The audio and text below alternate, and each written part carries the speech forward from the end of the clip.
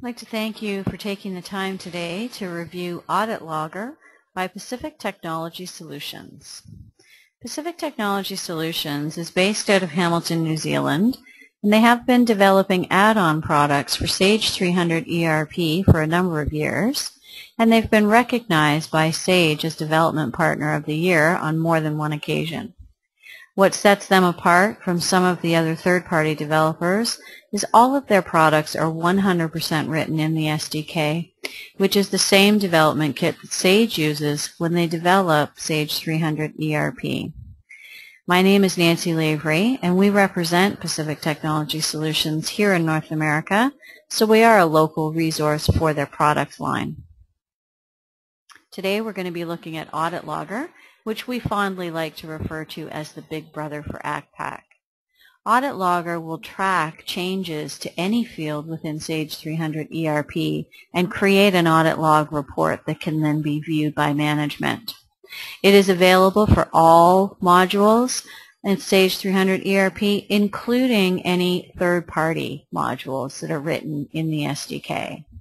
It's easy to customize, and it's sophisticated enough that it will actually audit itself. We'll move over and have a look at the software now, and I'll come back and post this screen for you to jot down the contact information. So Audit Logger will embed itself up underneath the administrative services of Sage 300 ERP, which means most users wouldn't even be aware that Audit Logger is present in the environment. It's quite easy to configure. You would come to the setup screen where you can see a list of the available modules within the environment. If I choose the Accounts Payable module, I can then see the views or the screens that are available for me to perform audits on. If I choose the AP Vendor screen and then go into the details of that screen, I can see every field that is available to me that I can choose to perform an audit on if a user makes changes to the value within that field.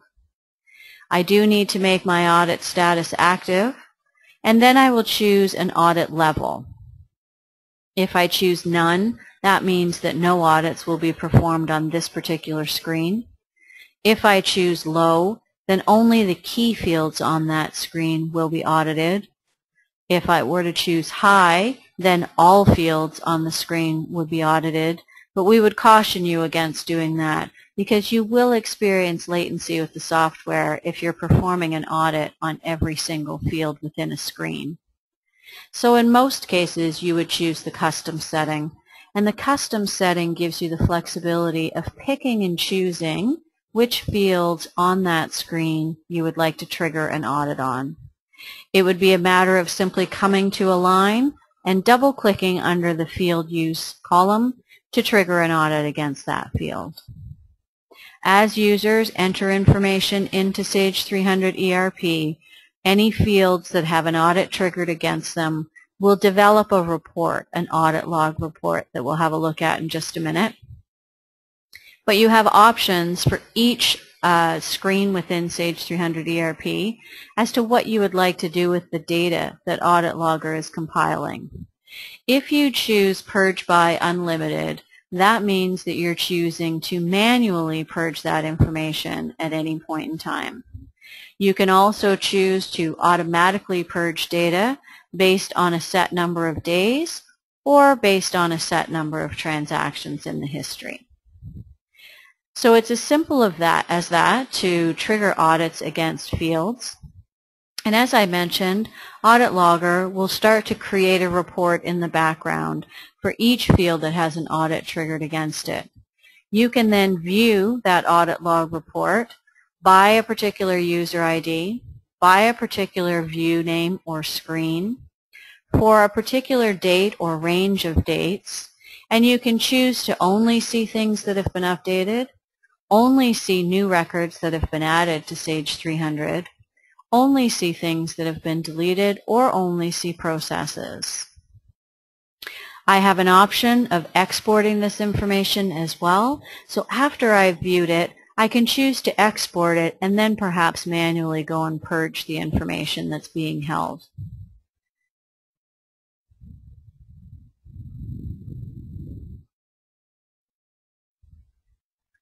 So Audit Logger tracks a number of pieces of information. We can see here that it's viewing the Audit Logger settings. So as I mentioned, it's sophisticated enough that it will track changes that are made within Audit Logger as well. But if we come down and have a look at this AP vendor transaction, Audit Logger is going to track for me the date and time that the change was made to the field, the IP address of the computer that made the change, the user ID for Sage 300 ERP, so this is what they've logged into Sage 300 ERP as, but it will also track the network user ID. So what they logged onto the network, that information is displayed here. It will then show me what the view name is and the change. It will say in this case the group code was invoice and it was changed to miscellaneous. So no longer would a user be able to say that they did not make a change. I also have an additional inquiry screen, so I can view all of that information on this audit log inquiry screen as well. And again, I can filter by users, I can filter by screens or views, and I can choose which operations I'd like to see on this report.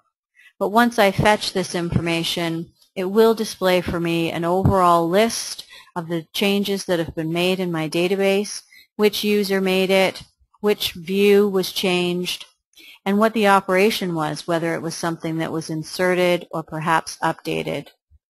I can then choose to double-click on this line and go into the details of that and see all of the information that pertains to that particular change within the database. And lastly, I can choose to manually purge information based through a number of transactions. So that is the Audit Logger module. I'd like to thank you for taking the time to review that module with us today. And I'll just post this information.